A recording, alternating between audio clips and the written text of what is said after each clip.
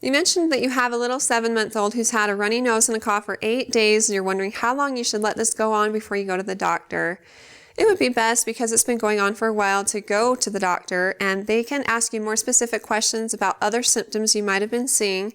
They can perform an exam and then decide if further investigation or treatment is warranted. If you have any other questions for me, though, feel free to ask them on our Facebook page at facebook.com/Intermountain Moms, and recommend us to your friends and family too.